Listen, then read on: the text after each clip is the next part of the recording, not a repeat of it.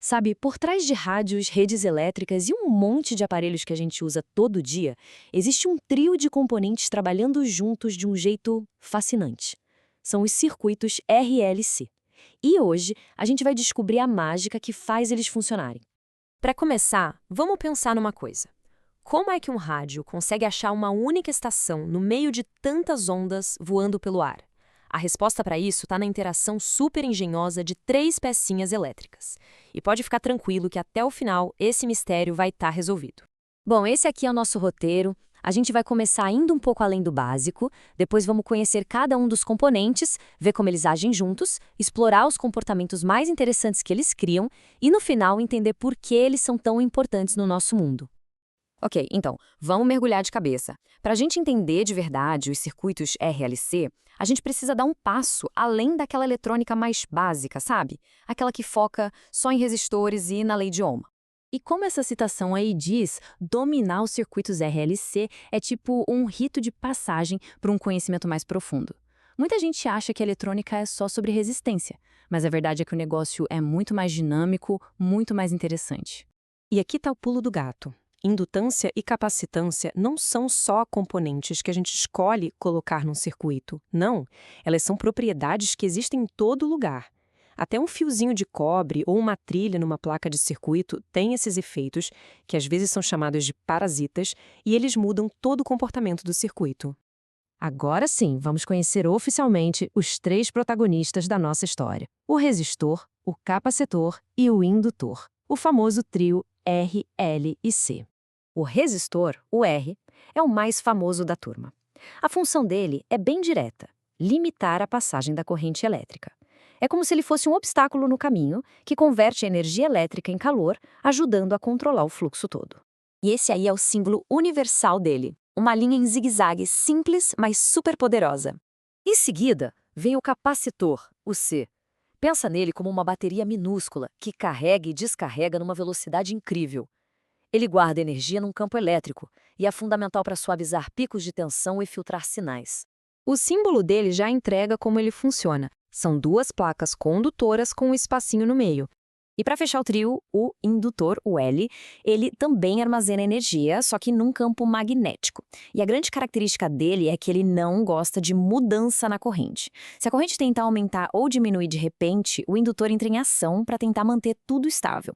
Olha, sozinhos eles já são bem interessantes. Mas a mágica de verdade acontece quando a gente junta os três. É aí que a coisa fica séria. Vamos ver como essa dinâmica funciona. Isso que a gente está vendo é um circuito RLC em série. A fonte de energia manda uma corrente que passa primeiro pelo resistor, depois pelo indutor e, por fim, pelo capacitor, um atrás do outro. É nessa configuração que a interação deles fica super clara. A relação entre eles é tão, mas tão complexa que a matemática para descrever o que acontece ali é uma equação diferencial de segunda ordem. Ou seja, já dá para ver que não é uma simples soma de efeitos, né? E aqui está ela. Mas calma, calma. Ninguém precisa sair resolvendo isso. O importante é sacar a ideia por trás dela. Essa equação descreve uma dança constante de energia entre os componentes. A forma como a carga, o Q, muda com o tempo, o T, depende dos três valores juntos, L, R e C. E essa interação toda gera dois resultados principais.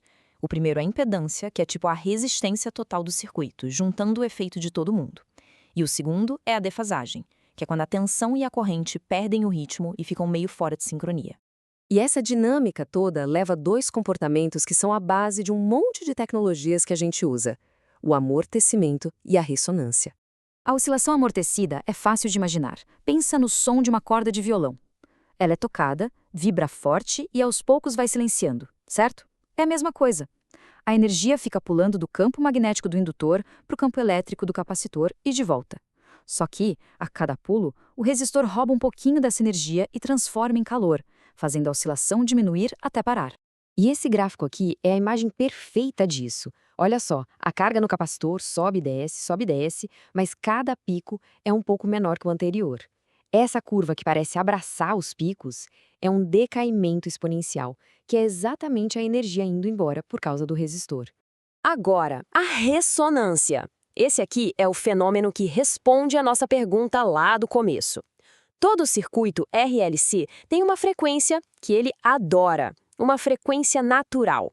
Quando um sinal de fora chega exatamente nessa frequência, a reação do circuito é explosiva. Ele oscila com muito mais força. E tá aí, o mistério do rádio resolvido. Quando a gente gira o botão para sintonizar uma estação, o que a gente está fazendo é ajustar os valores do capacitor ou do indutor ali dentro para que a frequência de ressonância do circuito seja igualzinha da estação que a gente quer ouvir. O circuito então amplifica só aquele sinal e basicamente ignora todo o resto. Simples e genial. Essa capacidade de selecionar frequências com precisão cirúrgica torna os circuitos RLC essenciais em, incontáveis aplicações. Eles são os filtros nos nossos sistemas de som, separando os graves dos agudos, são os sintonizadores em qualquer aparelho sem fio, do nosso celular ao Wi-Fi. São os osciladores que criam os tic-tacs que fazem os computadores funcionar. Até na rede elétrica eles estão lá, ajudando a otimizar a distribuição de energia. Eles estão literalmente em todo lugar. Então, da próxima vez que alguém sintonizar uma rádio ou se conectar no Wi-Fi, vale a pena lembrar dessa dança elegante entre o resistor, o indutor e o capacitor. E fica a reflexão, que outras tecnologias incríveis que nos cercam são, na verdade, o resultado dessa interação inteligente entre componentes tão básicos.